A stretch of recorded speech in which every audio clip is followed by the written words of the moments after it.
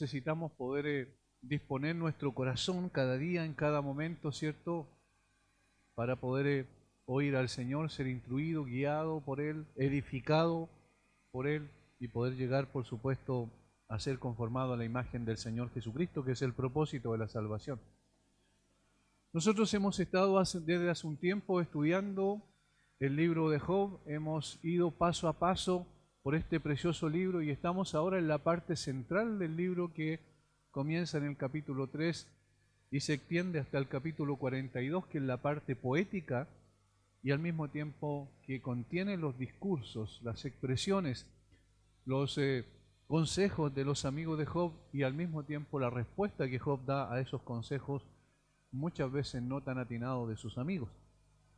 Ahora, en este sentido, lo que hemos visto hasta ahora es la reacción de Job ante su desgracia en el capítulo 3, posteriormente la reprensión de Elifaz en los capítulos 4 y 5, y ahora entramos al capítulo 6, donde está la respuesta de Job a esa reprensión de Elifaz. En este sentido, el capítulo 6 y 7 forman lo que viene siendo la primera defensa de Job ante el primer discurso o la primera intervención de Elifaz. El drama de Job se desarrolla entre acusaciones de sus amigos y el silencio de Dios, y eso es lo más extraordinario, quizás lo más complejo para este hombre recto, temeroso de Dios, apartado del mal y un hombre íntegro, tal como dice la Escritura. Y el lamento de quien sufre, decir de Job, es lo que se expresa en estos textos poéticos del capítulo 6 y 7. Sus fuerzas parecen debilitarse cada vez más. Con cada palabra de sus amigos, en primera instancia Elifaz, el dolor parece aumentar. En lugar de ser un consuelo, un alivio, todo lo contrario es lo que parece ocurrir en la vida de Job. Hace abstracción Elifaz, ¿cierto?, en su discurso acusatorio de su condición cuando habla con él. Como ya hemos visto, tantas veces parte de una presuposición errada, por lo que sus argumentos tampoco son aplicados adecuadamente y en lugar de alivio traen más dolor.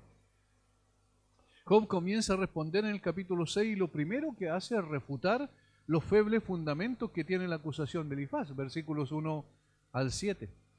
Y ahora, desde el verso 8 al 30, presentará sus dichos, dichos argumentos respecto a su defensa. Dicha defensa contiene una petición a Dios, versículos 8 al 10, un lamento de sí mismo, versículos 11 al 13, una crítica a su amigo y a sus amigos en general, versos 14 al 23, y un desafío a sus amigos, versículos 24 al 30, para que prueben realmente a través de argumentos plausibles de que él está errado y que está equivocado y que la situación que está viviendo es producto de algún pecado oculto que él no ha querido confesar. Todo eso es lo que Job dice en los versículos 1 al 30 del capítulo 6. Lo primero que vamos a ver nosotros en el día de hoy es una petición a Dios. Versículos 8 al 10. ¿Quién me diera que viniese mi petición y que me otorgase Dios lo que anhelo? Y que agradara a Dios quebrantarme, que soltara su mano y acabara conmigo. Sería aún mi consuelo si me asaltase con dolor sin dar más tregua, que yo no he escondido las palabras del Santo. Eso es lo primero. Aquí otra vez podemos seguir viendo las expresiones de un hombre afligido de una manera terrible por la pérdida de su familia, por la pérdida de sus posesiones, por la pérdida de su salud, pero principalmente por el hecho de no encontrar una explicación a su situación aflictiva. ¿Por qué estaba pasando por eso?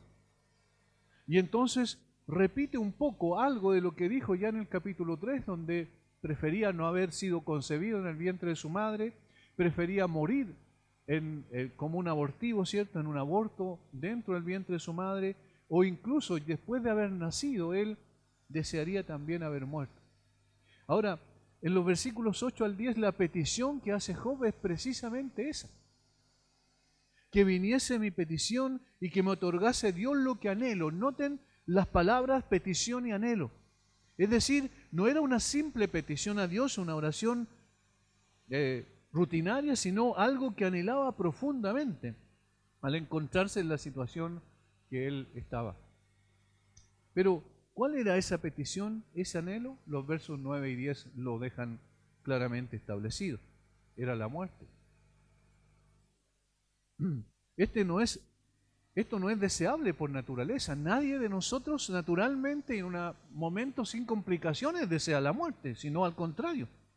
Porque la muerte en sí mismo es un mal penal, es la sanción y la maldición de la ley. Es un enemigo y muy formidable. El rey de los terrores, podríamos decir, y en muchos casos eso es lo que ocurre cuando se habla inclusive de la muerte. Y aunque muy formidable, deseado por los hombres buenos, en el caso de Job, por un principio de gracia y con puntos de vista correctos, para deshacerse del pecado, en el caso de Pablo, y estar con Cristo, por ejemplo. Pablo dice, desearía estar con Cristo, lo cual es muchísimo mejor.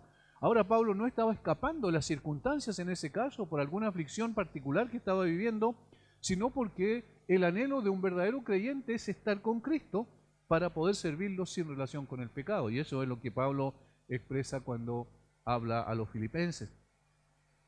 Positivamente, entonces, es un anhelo de poder estar con Cristo. Sin embargo, a menudo lo hacen personas con ataques de melancolía, mal humor, cuando no pueden tener lo que desean. Y aquí muestran también el carácter egocéntrico y egoísta del ser humano. El caso, por ejemplo, de Raquel, que quería morir mejor porque no podía concebir hijos. El caso de Elías también, cuando después de ese gran triunfo que tuvo en el Monte Carmelo, él supo que Jezabel lo andaba buscando para matarlo y cayó en una especie de depresión. ¿Recuerdan cuando se fue a la cueva y estuvo allí un tiempo creyendo que él era el único creyente en un sentido que existía? El caso de Jonás, cuando también él quiso morir después de que Dios lo llevó a Nínive, finalmente cumplió su propósito, y cuando el Señor hizo nacer esa calabacera que lo cubrió en principio, luego envió un gusano para que destruyera esa calabacera, y entonces Jonás quiso morir. Estaba atribulado también, pero en términos egoístas quería salir de la situación por un asunto de melancolía más que nada. Y esto es negativamente, es decir, cuando las personas quisieron morir en términos de su propio egocentrismo. O lo tercero es que personas querían morir a causa de dolorosos problemas y aflicciones, y este fue el caso de Job, precisamente el que estamos tratando. Aunque hay que decir que no fue, como suele ocurrir con los hombres malvados, por los horrores de una conciencia culpable de la que estaba Job libre en este caso, y tenía fe y esperanza de consuelo, sin duda. Y en cierto grado se sometió a la voluntad y al placer de Dios, aunque presionado con demasiado entusiasmo, importunidad y pasión. Y se puede observar que Job no pidió a los hombres o a sus siervos o amigos de su entorno que lo mataran, como lo hicieron sí Abimelech, y lo hizo también Saúl. ¿Recuerdan cuando le pidió al criado, a su paje de armas, que lo matara en el campo de batalla? Tampoco se apoderó de sí mismo ni intentó hacerlo, es decir, no intentó suicidarse a sí mismo, matarse, ¿cierto? Eso es suicidio, obviamente. Tomar la vida en sus manos, como en el caso de Judas. De tal manera que la situación de Job y el deseo por morir tenía que ver más con lo que estaba pasando en ese momento, con la aflicción que experimentaba y con el hecho de no tener ninguna respuesta del cielo respecto a su situación. Job no le pide, o Job le pide que Dios, que es el dador de la vida, sea el que termine con la misma. Él sabe que Dios era el único que tenía derecho a disponer de su vida, y entonces, en medio de todas sus aflicciones y no encontrar respuesta ninguna al problema por el cual estaba pasando, entonces él acude a Dios y le dice: Señor, quisiera que me quebrantes, quisiera que me destruyas, quisiera que termines con mi vida. Eso era el anhelo que él tenía y esa era la petición que él hacía al cielo. Por supuesto, su argumento es fuerte para estar en esa condición donde solo desea morir. Por tristes que nos suenen estas palabras y lo duro, de esta petición, el lenguaje de Job es propio de quienes no encuentran consuelo en sus semejantes, ni siquiera en lo profundo de su propio ser, y buscan desesperadamente terminar con su sufrimiento. Ven la muerte como su única esperanza. No hay nada más que yo pueda hacer. Está en una situación de aflicción donde todo es oscuro, donde no puede ver la luz, donde cree que no hay posibilidades de volver a tener una situación más de consuelo y bienestar. Pero no están dispuestos a tomar acciones en contra de sí mismos, porque reconocen que el dador de la vida es el Dios soberano y a Él le corresponde terminar con ella conforme a su voluntad y determinación. Por lo que sería un absurdo interpretar este sentimiento de Job para defender el suicidio o la eutanasia, por ejemplo, tan propia de nuestros tiempos. Porque no toma su vida en sus manos y tampoco pide a sus amigos que lo ejecuten. Busca a Dios y depende de Dios que le otorgue este alivio de la aflicción por medio del amor. Por tanto, esos sentimientos y esas expresiones, esa oración que le eleva a Dios y esa petición que hace, obviamente no quisiéramos que ninguna persona lo hiciera, no sería bueno, por supuesto. Sin embargo, el hecho de que Job estaba en esa aflicción, de alguna manera estaba mostrando él su incapacidad para poder sostenerse en medio del dolor y la aflicción, no teniendo respuesta ninguna. Acude a Dios que es el dador de la vida y que tiene también el poder para tomar la vida cuando Él así lo determine. Las palabras que usa son metáforas que ilustran vívidamente sus sentimientos de ser quebrantado definitivamente por Dios. La palabra aquí, quebrantarme, en el original significa magullar y hacer pedazos. Su significado es que su cuerpo, su casa de barro en la que vivía, podría ser aplastada, triturada, en pedazos, convertida en polvo. Es decir, es una palabra dura que se refería, por supuesto, a el término de su vida en la tierra. Que soltara su mano y acabara conmigo, dice también. Ya había soltado la mano hasta cierto punto. Dios había entregado su sustancia y su cuerpo en manos de Satanás. Recuerdan que Dios autorizó a Satanás para que pudiese actuar en contra de Job. Lo había golpeado en su propiedad, en su familia y en las partes externas de su cuerpo, pero ahora la petición de Job era que deseaba que Dios extendiera más la mano, levantara su mano contra él, diera un golpe más fuerte y lo perforara más profundamente, atravesara su corazón y todo su ser y acabara con él. Este deseo de morir de Job, como dije, es un anhelo que podemos entender cuando no hacemos abstracción de la situación que él estaba viviendo. Decimos que fuertes sus palabras, que profundo su dolor, que triste su condición. Job estaba sufriendo mucho más de lo aparente. Su aflicción lo consumía y miró al cielo en busca de solución definitiva.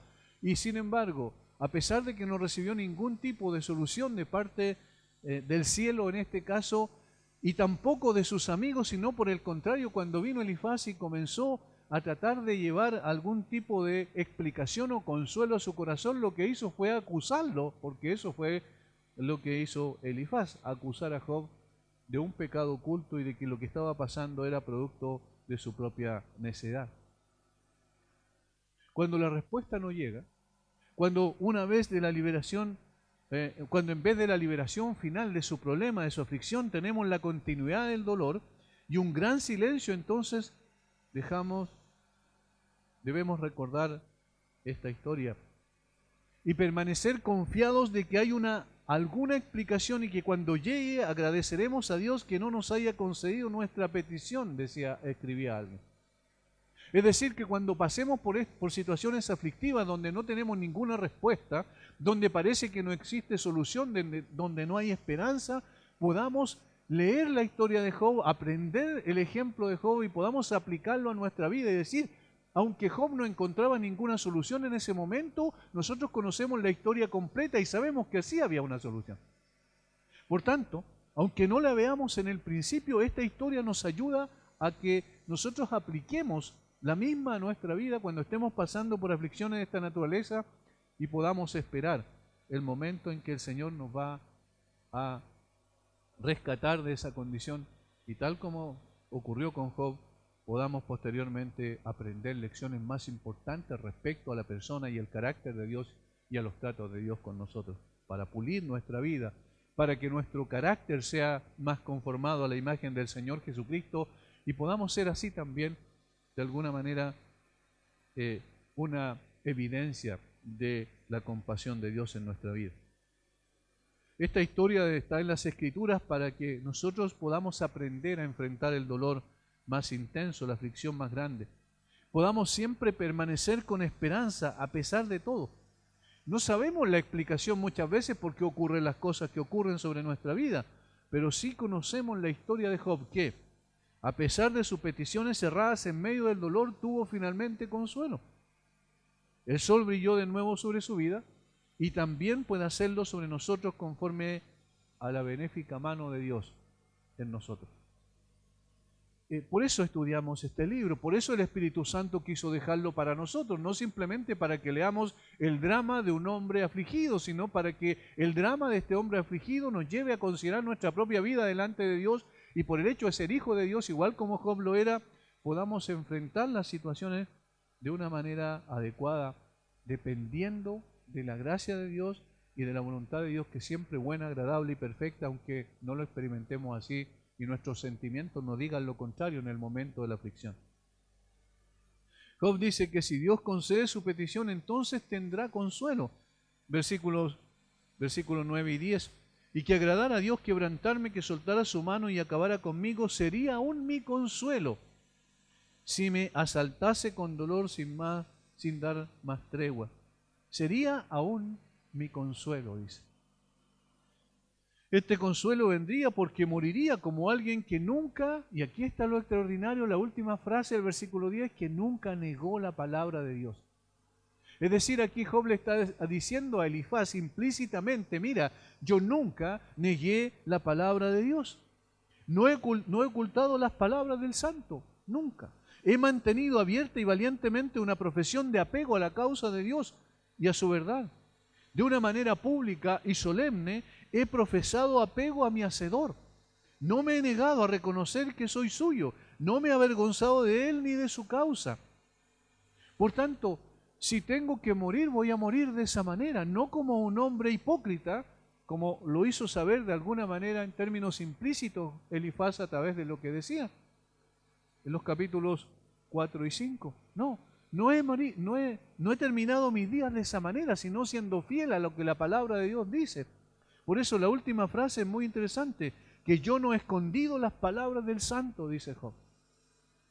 Voy a morir, quiero morir porque no encuentro otra salida y le pido a Dios que haga eso para que me dé precisamente salida a mis aflicciones, a mi dolor. Pero yo no he escondido las palabras del santo. Y eso es muy especial, queridos hermanos. ¿Cuánto consuelo se puede encontrar en tal reflexión cuando lleguemos a morir? Si ha habido una profesión religiosa constante, si no ha habido retroceso del apego a Dios, si en todos los círculos altos y bajos, ricos y pobres, frívolos y serios, ha habido un apego inquebrantable y firme a la causa de Dios, dará esto un consuelo y una confianza indecible cuando lleguemos a la muerte. Si nunca hemos renunciado a seguir proclamando la verdad, viviendo la verdad, siendo consecuentes con nuestra fe en el Señor hasta el último momento, entonces podemos partir de esta tierra tranquilos. Será un consuelo cuando eso ocurra. Cuando hemos permanecido fieles, dando testimonio de nuestra fe en el Señor hasta el último minuto de nuestras vidas. Cuando podamos decir como Pablo, he peleado la buena batalla, he acabado la carrera, he guardado la fe. Esta es una declaración que cada uno de nosotros debiéramos esperar hacer al partir de esta tierra. Job está diciendo, no sé por qué me ocurre lo que me ocurre, no tengo explicación alguna.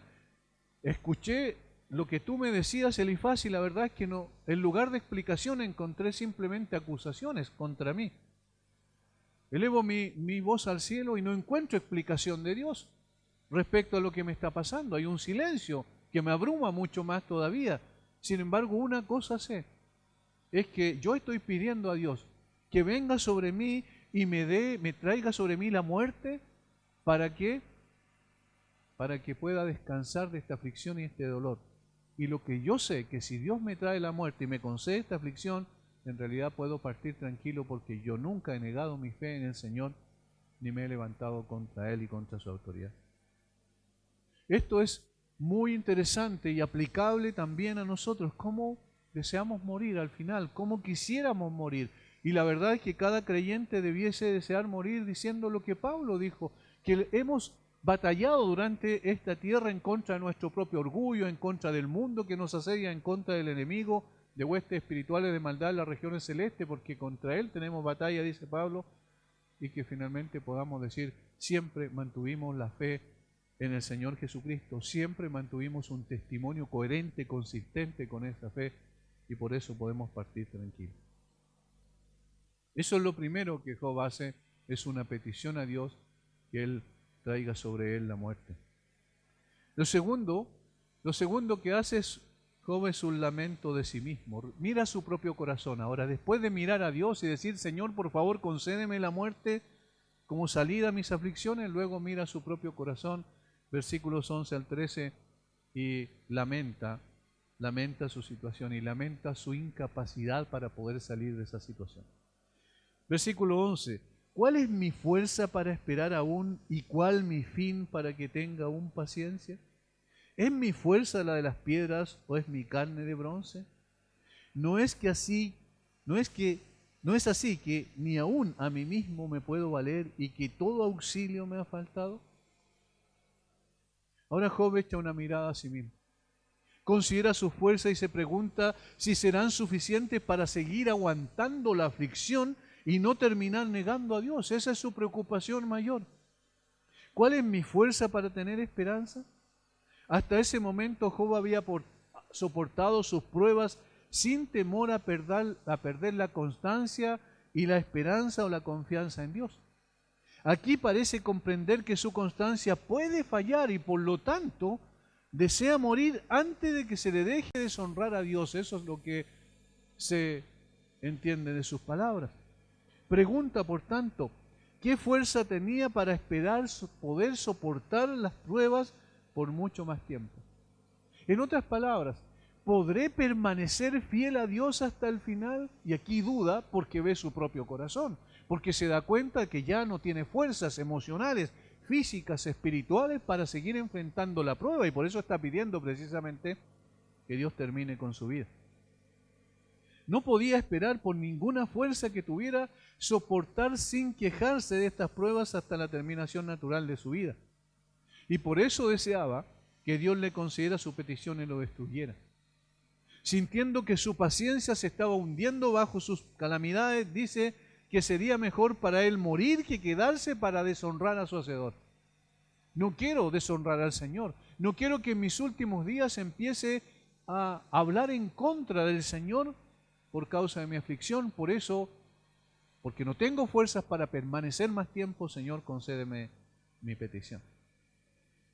Las frases del versículo 13 son difíciles de interpretar. Algunos la interpretan afirmativamente, es decir, ni aún a mí mismo me puedo valer, todo auxilio me ha faltado, como una expresión de debilidad absoluta. Esa es la interpretación primaria. Como un reconocimiento de que no tengo fuerzas para seguir soportando esta aflicción. Mientras otros la interpretan en sentido interrogativo, como una defensa ante las acusaciones de Elifaz. ¿No está en mi poder defenderme de las calumnias y reproches que me arrojan? Y aunque yo no tenga ayuda en mí mismo para llevar mis cargas o librarme de mis dificultades, sin embargo tengo el testimonio de una buena conciencia dentro de mí que me sostiene y tengo la fuerza de la razón y el argumento de mi lado para defenderme de todos los objetores, le hace Elifaz. Es decir, en la primera interpretación dice que mira su propia vida y dice, no tengo fuerzas para enfrentar esta situación, no quiero negar esto antes de que el Señor me lleve, por tanto, no quiero negar al Señor antes de que venga la muerte, por tanto, ruego que el Señor me lleve antes de aquello. La segunda interpretación es como una defensa contra Elifaz y dice, la verdad es que yo tengo una conciencia que me defiende porque mi conciencia no me acusa de ningún pecado, al contrario de lo que dice o lo que dijo Elifaz de mí. Por tanto, yo tengo razón y argumento de mi lado para defenderme de estos objetores. En cualquier caso, las dos cosas parecen estar contenidas en las frases. Es verdad que no tiene la fuerza ni la capacidad para salir de la situación en la que se encuentra, pero también es cierto que su conciencia era el baluarte que le quedaba para lamentarse de su condición y acudir a Dios para que terminara con su sufrimiento. Es decir, porque estaba consciente que sus aflicciones no habían venido como resultado de un pecado no confesado. Podía entonces acercarse confiadamente a Dios con una petición de esta naturaleza, sin que por ello fuese censurado por Elifaz. Es decir, los dos pensamientos parecen estar en esta forma poética de expresión que tenemos en este libro, y donde Job está diciendo, yo no tengo fuerzas para seguir, y al mismo tiempo, no obstante, tengo una conciencia tranquila para defenderme frente a las acusaciones que tú, Elifaz, vertiste sobre mí. ¿Por qué?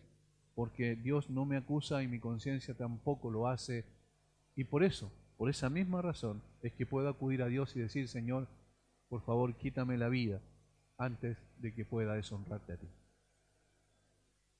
Hermanos, una mirada hacia nuestro corazón siempre es necesaria. Siempre es necesario, sí, que no hagamos una introspección, es decir, miremos a nuestro corazón y pensamos que allí vamos a encontrar las respuestas a nuestras inquietudes y a nuestras muchas preguntas que nos sobrevienen cuando pasamos por aflicción, sino que primeramente miremos a Dios y podamos ver su carácter, podamos ver lo que Dios es a través de lo que expresa en su palabra y cómo Él trata con nosotros en diferentes situaciones, para poder después mirar a nuestro corazón y ver allí que no tenemos la fuerza ni la capacidad, reconocer que en realidad nosotros no somos suficientes y que necesitamos urgentemente de Dios.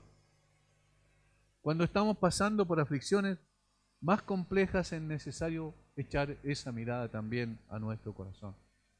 Es bueno mirar hacia adentro para examinar nuestra conciencia delante de Dios. Señor, ¿te he ofendido? ¿En qué te he ofendido? Examíname, Dios, y prueba mi corazón y ve si hay en mí camino de perversidad y guíame en el camino eterno. ¿Recuerdan el salmista?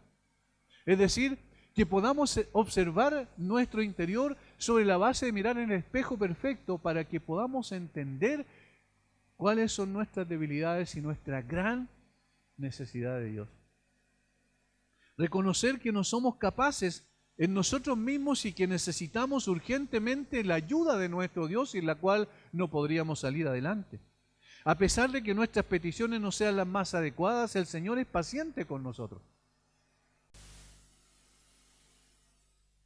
Lo tercero que hace Job en su defensa es una crítica a sus amigos, versículos 14 al 23.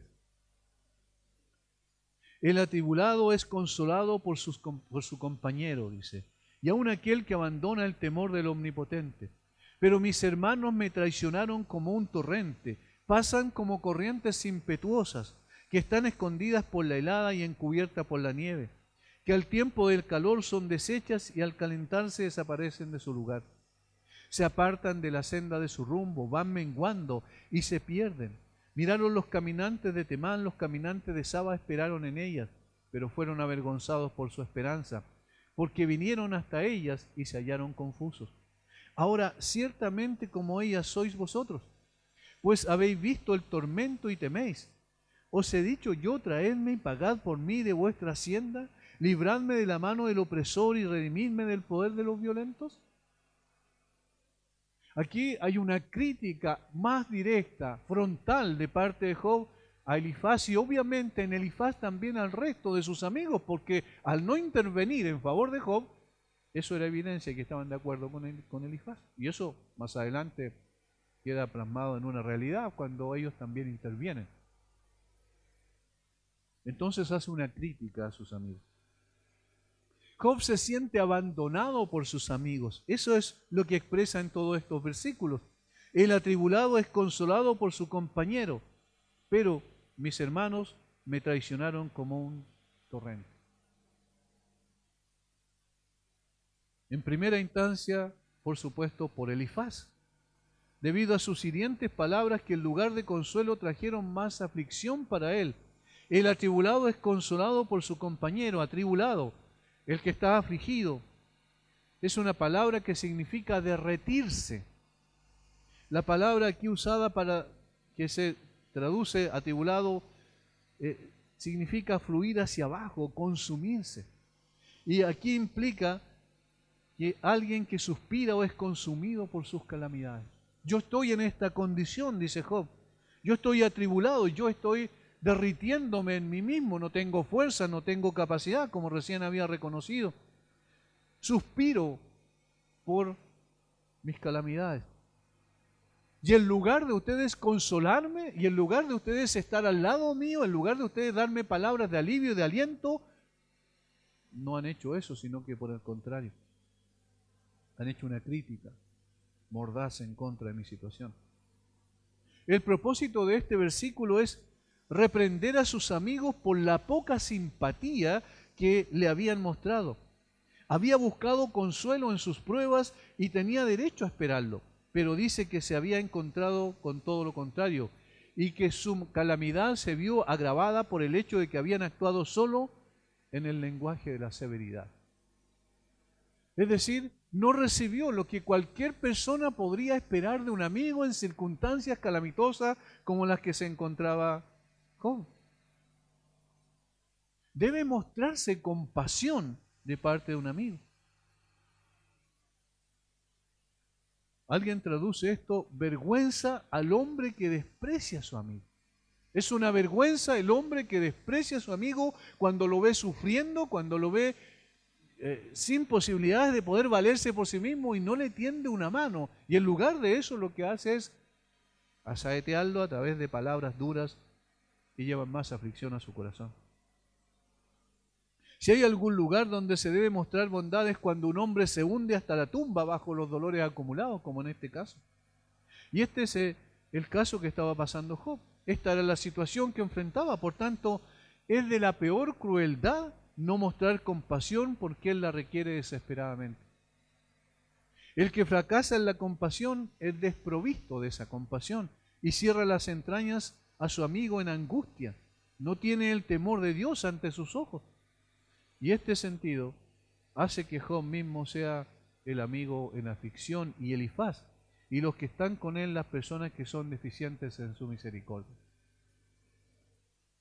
Piedad y compasión para con su amigo. Por tanto, es una crítica severa, pero efectiva de Job a sus amigos, que van contra la ley natural de la amistad y sobre todo contra la ley de Dios, porque Él mismo se compadece de nosotros. Eso es lo que nos enseña la Biblia en todos los lugares. Cuando vio a las multitudes desamparadas como ovejas dispersas, ¿cierto? Y desamparadas como ovejas sin pastor, dice que Él tuvo compasión de ellos. Dios es compasivo con nosotros. Dios manifiesta su gracia y su misericordia sobre nuestra vida, aunque sabe que somos polvo. Pero por eso que habitamos en casa de barro y pronto pasamos como un suspiro, Él envió a su Hijo para salvarnos. Y esa es compasión en extremo, porque Cristo dio su vida no por sus amigos, y dio su vida por sus enemigos, tal como el apóstol Pablo lo recalca. De tal manera que tenemos la ley natural que dice que incluso aunque no conozcan al Señor, cualquier persona que establece una amistad se compadece de su amigo naturalmente por un asunto de amor natural que hay en el corazón. Más aún, hay una violación, y esto es lo más complejo de una ley particular que Dios revela en su palabra y a través de su propio carácter lo expresa, que es el carácter compasivo de Dios. Por tanto, cuando no nos compadecemos de los demás, nosotros estamos cayendo en una condición de transgresión a la norma que Dios ha establecido. El apóstol Pablo aconseja a los corintios respecto a manifestar compasión por un hermano que ha pecado, pero que ya es tiempo de levantar de alguna manera la disciplina sobre él, y le pide que se compadezcan de él en 2 Corintios 2, 2 Corintios 2, 7 y 11. Así que dice: vosotros más bien debéis perdonarle y consolarle para que no sea consumido en demasiada tristeza, para que Satanás no gane ventaja alguna sobre nosotros, pues no ignoramos sus maquinaciones. Ahora, en el caso de Job, él pasa a comparar la desilusión que ha experimentado con la de los caminantes del desierto que no encuentran agua, del versículo 15 en adelante, con aquellos beduinos que van en el desierto y no encuentran agua y van perdiendo sus fuerzas en el proceso. Y acusa a sus amigos de cobardía por pensar que si muestran simpatía por Job, Dios les enviaría lo mismo a ellos. Aquí hay algo implícito en el versículo 21 respecto a esto. Noten lo que dice. Ahora ciertamente como ellas, es decir, como los caminantes y como las personas que buscan agua y sin embargo no la encuentran, en el caso de Job, ¿cierto? Ahora dice, ciertamente como ellas sois vosotros, pues habéis visto el tormento y teméis. Habéis visto el tormento y teméis. Comentando este último versículo, alguien dice, el versículo 21 es el clímax de la reacción de Job hacia el consejo de sus amigos. No le ofrecieron ninguna ayuda. El versículo es como un sermón acerca de la fuerza especial requerida para estar dispuesto a estar disponibles cuando vemos a otros en una condición realmente terrible. El riesgo que involucra nos asusta. Es decir, lo que está diciendo, lo que se deduce, es que sus amigos, en lugar de estar dispuestos a ponerse en el lugar de Job, identificarse con él, temieron y por esa razón optaron por tomar el rol de jueces sin misericordia. En lugar de ayudarlo, en lugar de compadecerse, en lugar de tomar el rol del buen samaritano, recuerdan en la parábola que el Señor dio, ellos se ganaron en el otro lugar, porque no quisieron de alguna manera contaminarse con él o recibir ellos también lo mismo que estaba recibiendo Job. Claro, ganarse en la posición de jueces sin misericordia es mucho más fácil que identificarse con quienes sufren y estar dispuestos a pagar el costo. Y hermanos, tenemos ejemplos ahora muy cercanos a nosotros con esto del virus que ha mantenido en vilo a la población mundial. Y lo hemos visto de cerca muchas veces. Muchos ven a aquellos que se contagian con coronavirus como una especie de leprosos a los que hay que evitar y no acercarse a ellos por riesgo a contagiarse. Cuando es precisamente lo contrario que nos enseña lo que nos enseña el Señor en su palabra. Y obviamente que tomar las medidas sanitarias necesarias es correcto, es adecuado, es prudente. Sin embargo, hay que tender la mano a la persona que está en esa condición y en esa situación, porque esa persona necesita más que nunca precisamente que podamos identificarnos con su complicación que está pasando. Eso es lo que hizo el Señor cuando vino el leproso y se postró de rodillas delante de él y le dijo, Señor, si quieres puedes limpiarme, ¿recuerdan? La ley que había era clara, el leproso no se podía acercar a la gente no se podía acercar a él a más de un par de metros de distancia. De hecho, él tenía que levantar sus manos y gritar 3 veces inmundo, inmundo, inmundo cuando alguien se le acercaba para que la persona supiera que era un leproso y entonces no se contaminara con él.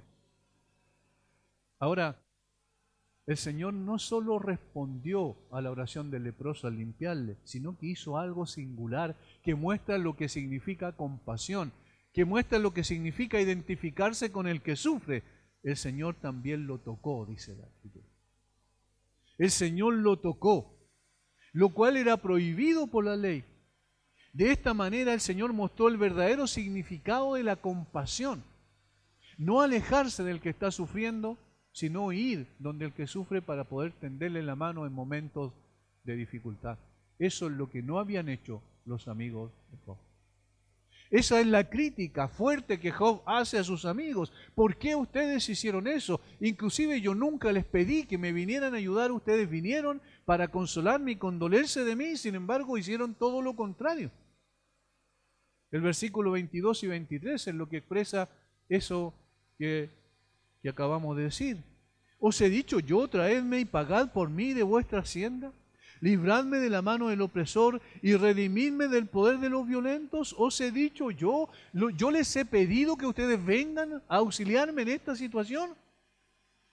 No, yo no les he pedido eso. Y entonces si han venido con ese propósito, según ustedes, ¿por qué ahora, en lugar de consolarme, ustedes hacen todo lo contrario? ¿Entienden? Ahí hay una crítica de parte de Job, y una crítica bien fundamentada, bien argumentada. Por eso es una buena defensa de parte de él al dirigirse a Elifaz y al resto de sus amigos. Y noten cómo del versículo 21 precisamente cambia al plural. Ahora ciertamente como ella sois vosotros. Y desde ahí en adelante empieza a hablar en plural. Porque está implícito que los amigos de Job, los dos amigos que no dijeron nada y que estaban en ese momento con él y Elifaz, obviamente estaban de acuerdo con la argumentación de Elifaz respecto a acusar a Job de que por causa de su pecado él estaba sufriendo lo que estaba sufriendo. Hermanos, necesitamos aprender de estos ejemplos. Nosotros no somos compasivos por naturaleza. Nuestra condición, todavía sabemos que siendo creyentes aún luchamos con cosas que están, ese pecado remanente que todavía tenemos y que es tan duro y tan difícil que el apóstol Pablo lo expresó de una manera tremenda a través de un grito de desesperación en el capítulo 7 de Romanos. ¿Quién me librará de este cuerpo de muerte? Todavía tenemos eso en nosotros y entonces la compasión no es connatural a nosotros. Necesitamos aprender de estos ejemplos y principalmente del estándar perfecto que es el Señor Jesucristo, que como dije antes, Él se identificó con las personas que estaban sufriendo e hizo más que eso, también los intervino en su situación y les dio lo que ellos necesitaban. En cuarto lugar, Job ahora plantea un desafío a sus amigos. Un desafío a sus amigos. Versículos 24 al 30. Enseñadme y yo callaré. Hacedme entender en qué he errado. Cuán eficaces son las palabras rectas. Pero ¿qué reprende la censura vuestra? ¿Pensáis censurar palabras y los discursos de un desesperado que son como el viento? También os arrojáis sobre el huérfano y caváis un hoyo para vuestro amigo. Ahora pues, si queréis, miradme y ved si digo mentira delante de vosotros. Volved ahora, y no haya iniquidad. Volved aún a considerarme justicia en esto. ¿Hay iniquidad en mi lengua? ¿Acaso no puede mi paladar discernir las cosas inicuas?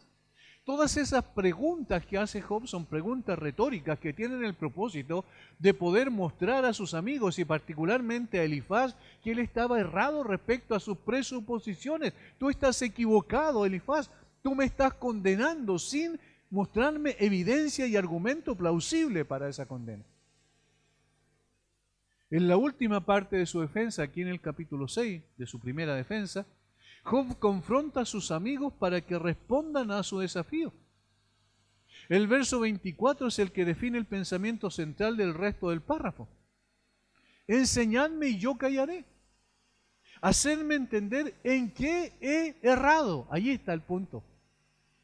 Enseñadme y hacedme entender en qué he errado. Denme argumentos para ver si yo he errado en algo, como en la presuposición con la cual tú viniste a mí, Elifaz. En realidad está diciendo, en ninguno de los argumentos de Elifaz existe alguno que pueda demostrar que Job había errado.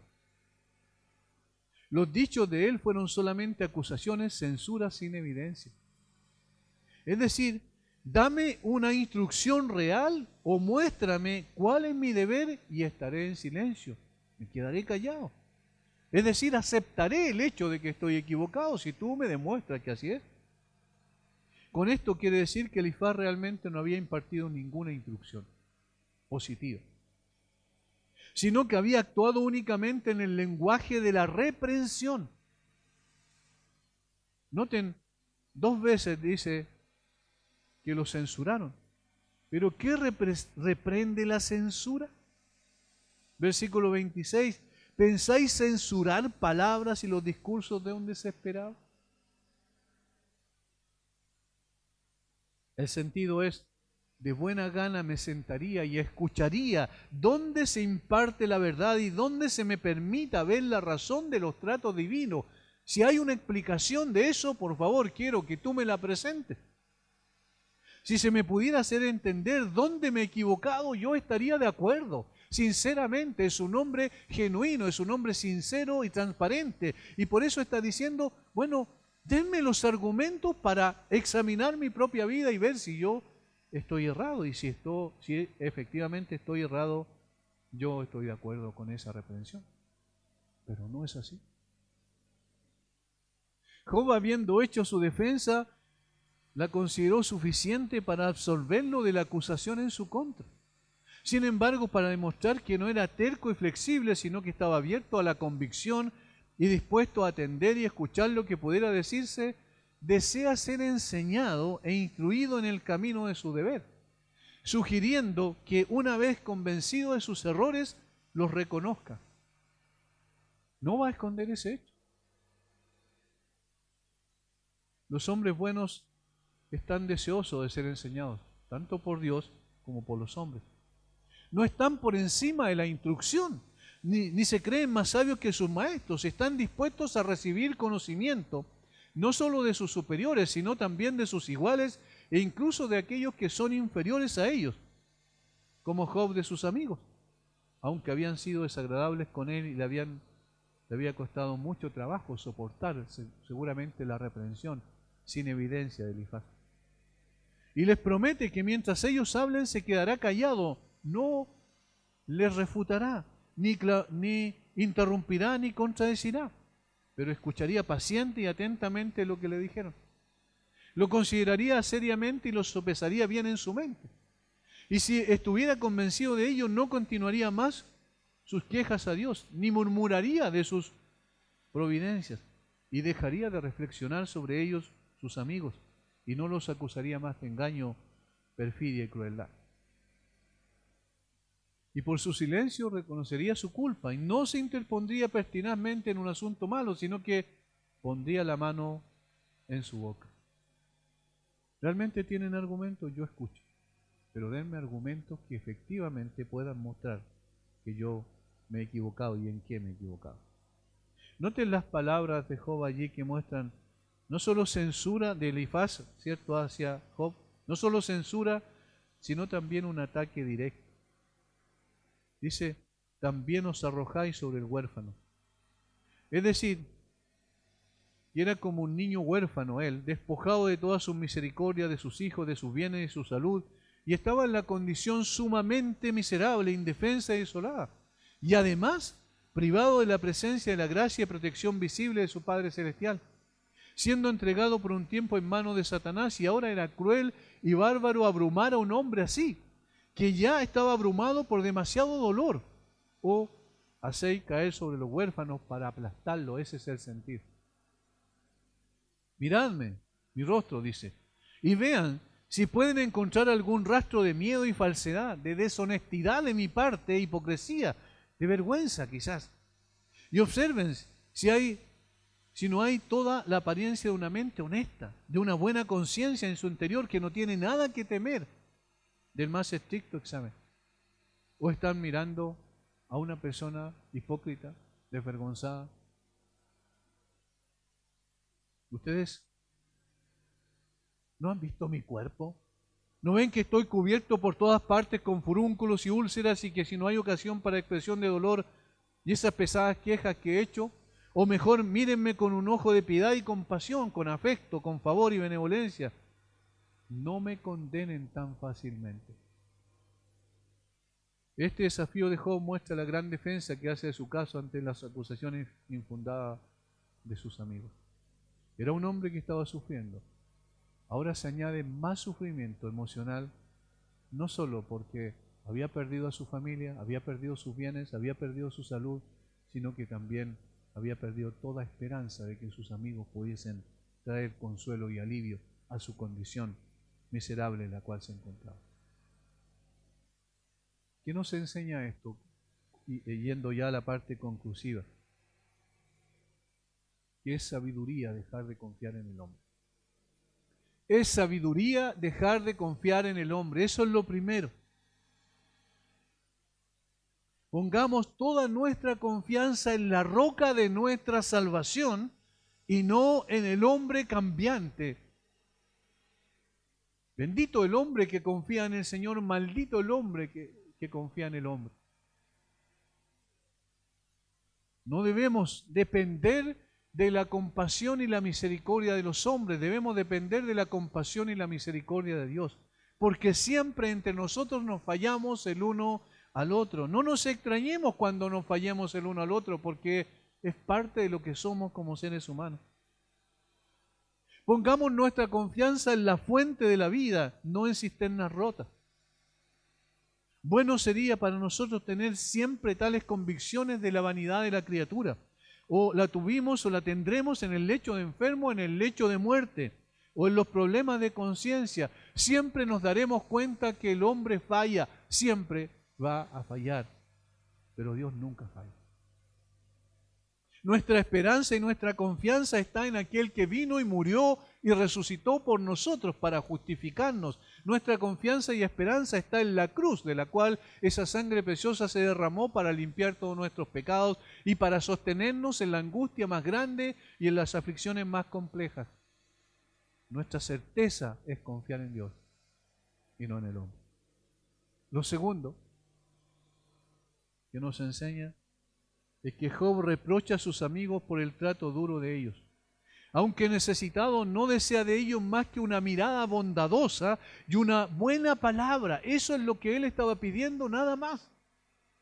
A menudo sucede que aunque esperemos poco del hombre, obtenemos menos. Pero de Dios, aunque esperamos mucho, dijo un comentarista conocido como Matthew Henry, aunque esperemos mucho de Dios, obtenemos mucho más de lo que esperamos. Esperamos menos del hombre y recibimos mucho menos todavía. Esperamos más de Dios y recibimos mucho más de lo que esperamos. Allí está la diferencia. Job deseaba simplemente un trato compasivo de parte de sus amigos y sin embargo no recibió eso. Por eso nosotros debemos buscar tener una actitud distinta. Tercero y último, aunque Job difería de ellos, es decir, de sus tratos para con él, estaba listo de todos modos para rendirse tan pronto como se hiciera evidente que él estaba errado. Aunque Job hubiera estado en falta, ellos no debieran haberle dado ese trato tan duro. Su justicia sostiene firme y no la soltará. Eso es lo que dice en los últimos versículos, del versículo 28 al 30. Su justicia sostiene firme y no la soltará. Él sintió que no había tal iniquidad en él como ellos suponían. Mejor es encomendar nuestro carácter a aquel que guarda nuestra alma. En el gran día todo creyente recto tendrá alabanza de parte de Dios. Pero también aquí está implícita la enseñanza y la aplicación práctica de que debemos estar abiertos a que nos convenzan a través de argumentos plausibles de nuestros errores y entonces tener un corazón enseñable para ser corregido. Y eso es lo que Job dice en la última parte. Enséñenme, muéstrenme sus evidencias y yo quedaré callado y estaré de acuerdo con ustedes, si en efecto hay evidencia de que hay errores en mi vida. Debemos estar dispuestos a ser enseñables también. Debemos estar dispuestos a confiar en Dios y no en los hombres. Y debemos estar dispuestos también a nosotros experimentar un cambio tal que podamos ser compasivos con aquellos que están cerca nuestro y que necesitan precisamente de aquello. Y no de reprensión, sino de compasión. El Señor nos dé gracia para poder hacer y vivir de esta manera. Padre, gracias por este tiempo que tú nos concedes en tu misericordia. Gracias por tu palabra, gracias por tu instrucción. Más que gracias, Señor, por lo que tú estás haciendo en nuestro corazón a través de tu palabra. Necesitamos ser transformados, necesitamos muchos cambios, muchas asperezas de nuestro carácter que deben ser eliminadas y solo tú lo puedes hacer por medio del cincel de tu palabra, Señor. Por favor, sigue guardándonos y transformándonos, sigue guardando a mis hermanos y sigue, Padre, edificándonos en la verdad cada día. Alabamos tu glorioso nombre. En Cristo. Amén.